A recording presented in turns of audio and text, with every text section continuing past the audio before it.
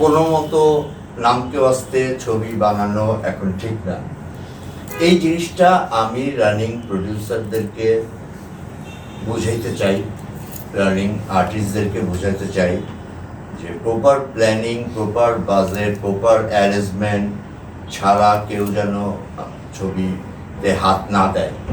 তার কারণ তাতে তারা আর্থিক সংকটের মুখেই পড়বে, কারণ লোকনিকৃত টাকাটা আর ফেরত আসবে না, প্রয়োজক হারিয়ে যাবে। সুতরাং এ ধরনের ছবি যেন মানুষ এখন আর না বানায়, এটা আমার সবার কাছে উদাত্ত আহ্বান প্রথমত। দ্বিতীয়ত, আমি বলতে চাই আমাদের সিনেমার প্রাণ হচ্ছে সিঙ্গেল স্ক্রিন। মাল্টিপ্লেক্স আছে, মাল্টিপ্লেক্সে ছবি চলে, ইহা সত্য। কয়টা আছে এটা আপনারা সবাই জানেন, আঙ্গুলে গুনে বলে দেওয়া যাবে। মাল্টিপ্লেক্সে কি রেশিওতে টাকা প্রডিউসার পায় এটাও আপনারা সবাই জানেন। এই ব্যাপারটা নিয়ে আমি কাজ করতে চাই। এই টাকার রেশিওটা প্রযোজকদের জন্য অনেক বড় একটা ব্যাপার, এটা চেঞ্জ হতে হবে, এটা চেঞ্জ হওয়া দরকার, এর ব্যতিক্রম নেই। দ্বিতীয়ত, সিঙ্গেল স্ক্রিন আমাদের ছবির প্রাণ ভ্রমরা। সিঙ্গেল স্ক্রিন থেকে আমরা যে আউটপুট অতীতে দেখেছি বিভিন্ন সিনেমার ক্ষেত্রে, এখন কিন্তু আমরা সিঙ্গেল স্ক্রিনে সেগুলো পাই না। এখন সিঙ্গেল স্ক্রিনে মানুষ যেতে পারে না, সিঙ্গেল স্ক্রিনগুলো বন্ধ হয়ে গেছে। 40-50টা চলে, 130-40টা ঈদে আসে। ঈদে কেন আসবে? সারা বছর কেন থাকবে না? কারণ হচ্ছে আমরা সারা বছর ছবি দিতে পারি না। আমরা কেন সারা বছর ছবি দিতে পারি না? কারণ আমরা মানসম্মত ছবি বানাচ্ছি না।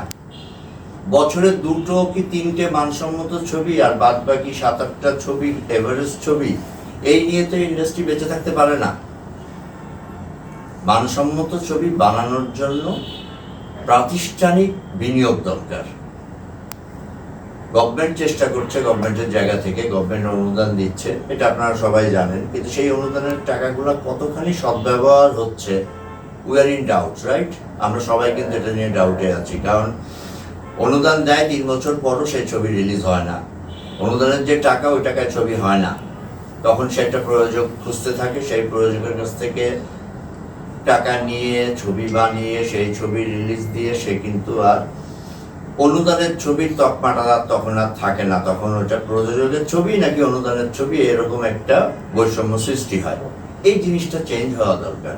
অনুদান হলে অনুদানের টাকা বাড়ানো দরকার, সেটা অনুদানের ছবিই থাকবে।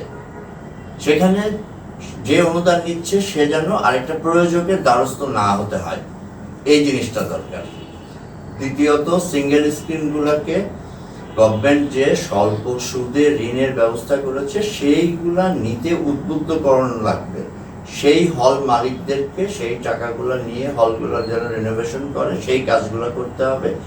এবং যতদিন পর্যন্ত সিঙ্গেল স্ক্রিনে টিকিটিং সিস্টেম চালু না হচ্ছে, ততদিন পর্যন্ত সিঙ্গেল স্ক্রিনে যেন প্রযোজকরা ছবি না দেয়, এই আহ্বান আমি করব।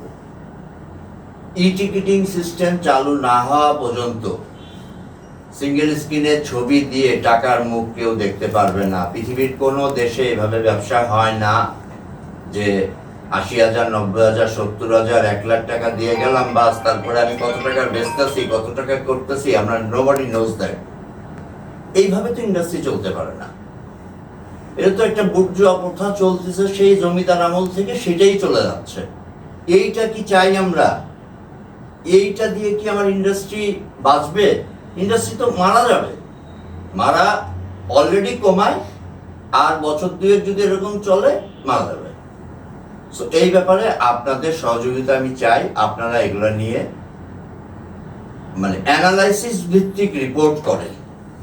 আপনারা বের করতে পারবেন কি করলে আমার বাংলা চলচ্চিত্রের ভালো হবে। আপনারা যদি আগায় আসেন, আমি আপনাদেরকে হেল্প করব।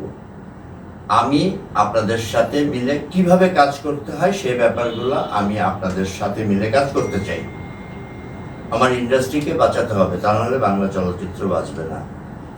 মাল্টিপ্লেক্সে টাকার রেশিও বাড়াতে হবে, আর সিঙ্গেল স্ক্রিনে এনভায়রনমেন্ট ঠিক করতে হবে এবং ই টিকিটিং সিস্টেম চালু করতে হবে। টিকিটিং এর যে ইনিশিয়েটিভ এটা